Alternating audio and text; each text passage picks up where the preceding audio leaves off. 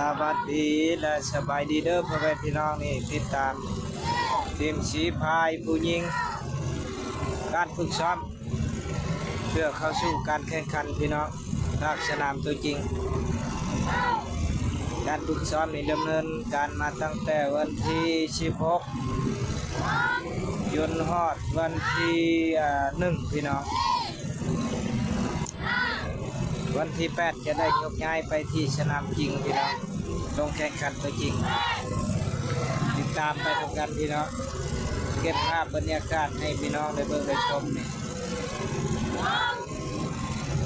สีพายเอากระหาฝึกซ้อมปีเดียวพี่น้องบ่ท่านเคยมีเมื่อช่วงปีนี้ซ้อมนักพี่น้อง10 ปลายกว่าวัน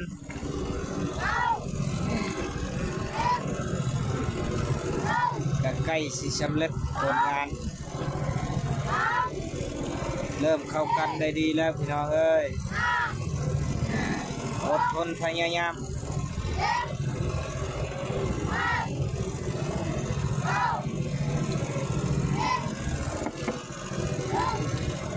เร่งแล้วพี่น้องเร่งแล้วออกตัวเลย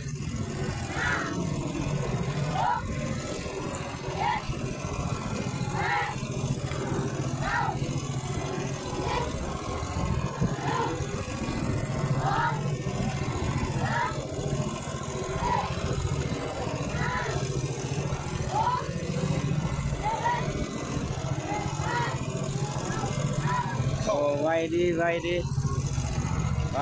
พี่น้อง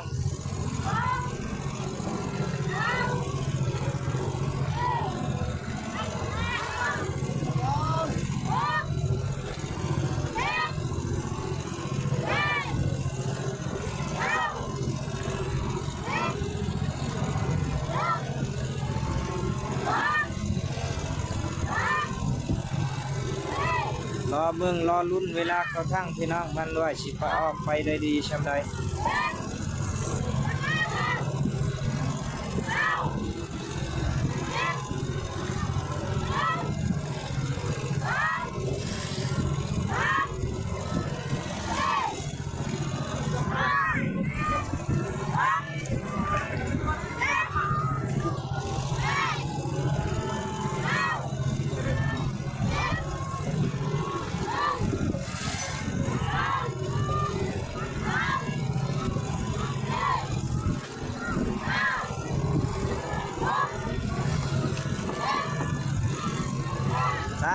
ทั้งแล้วพี่น้อง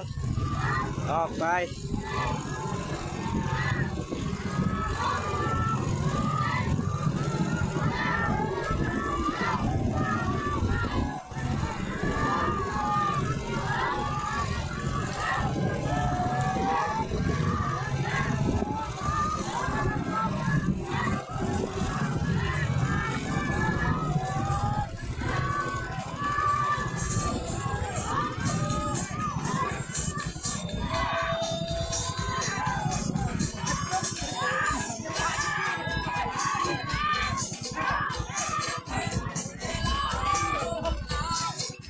โอ้คัก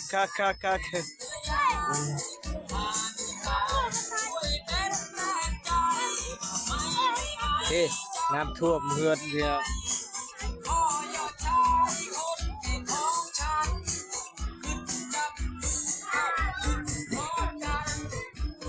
จบคลิปเพียงเท่านี้พี่น้องติดตามตอนต่อไป